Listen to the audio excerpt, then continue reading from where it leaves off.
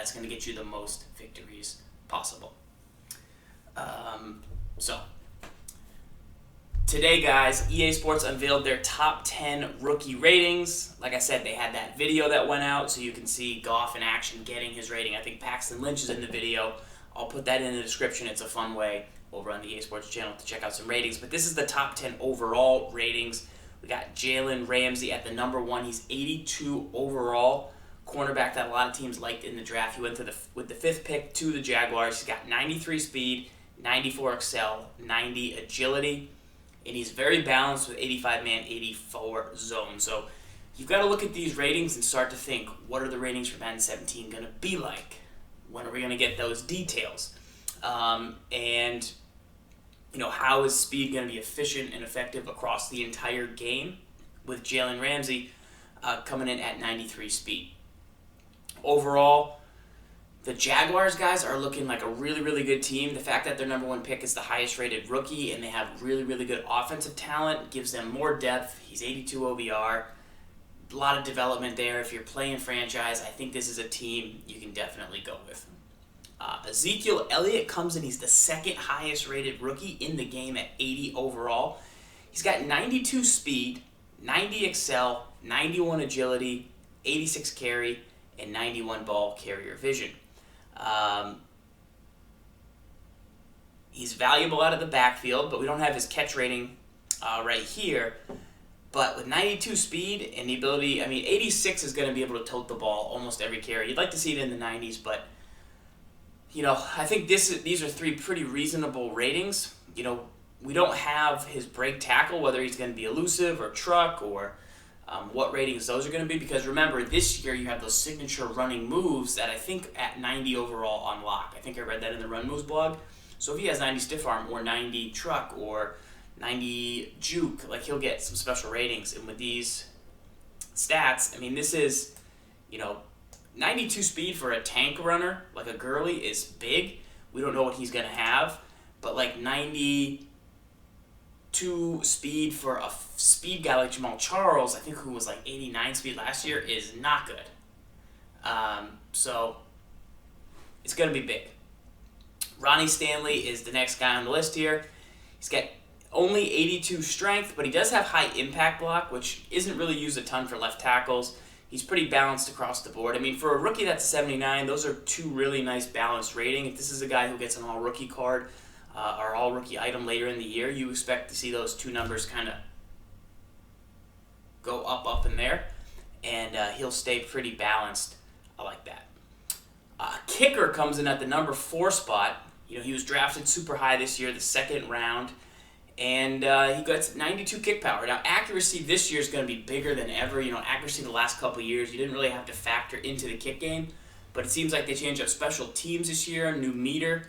So now you have accuracy kind of factored in. 74 speed with some of maybe the new trick plays that are available out there. I don't know how many the kicker get on the trick plays, but 92 kick power is pretty good. That leaves him a little room to develop over the course of the season. But 79 OVR. Next up is Bosa, the left end, one of the better defensive linemen in the draft this year. 80 speed, 82 block shed, and then you see the balance between power and finesse move. Now, before last season, we really liked when players had more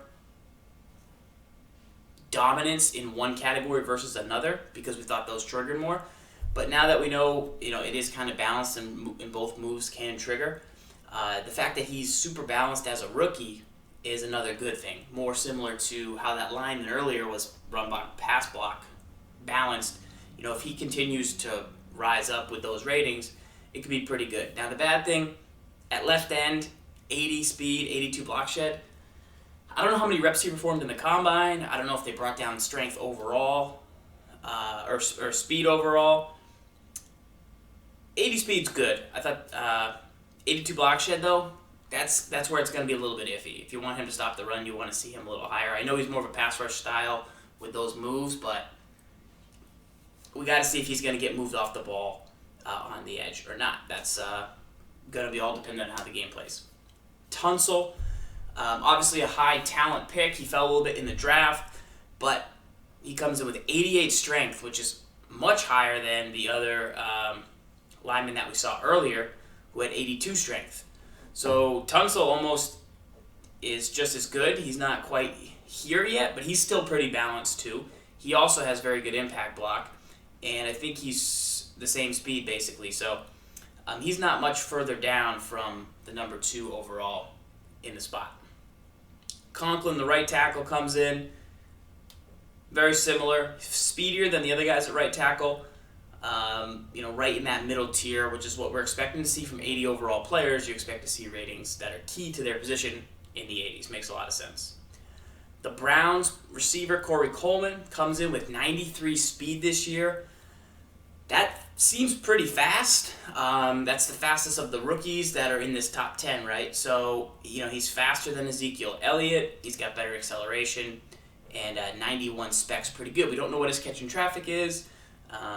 We don't know what his regular catch rating is, but overall, that's pretty legit.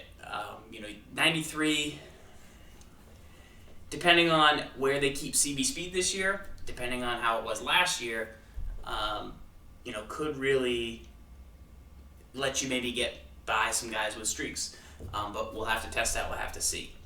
Hunter Henry, the Chargers tight end, rolls in with 84 speed at tight end and 89 acceleration. We love to see this. This is some great speed. He'll replace, maybe the heir apparent to Antonio Gates. Ladarius Green's a guy that the Chargers used to have with great speed. So he looks like he's a big dude. He's got 77 run blocking. I mean, this is a MUT budget item. I'm putting Hunter Henry on my MUT players to watch list right now. 78's usually gold, right, at the start.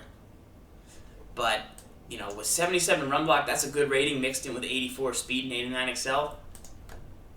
Throw him on my list as a balanced MUT budget item. And then lastly is Buckner, the right end for the Niners. He comes in. He also has 82 block share, which is what Bosa had. He's got the power move, so I'm guessing his finesse move isn't as high because they don't list it here. But he's got some hip power. He's got some good pursuit and some good tackle. So he's 6'7", and I think Eric Armstead, the other guy the Niners have, is also 6'7". So they have some of the biggest guys on their defensive line.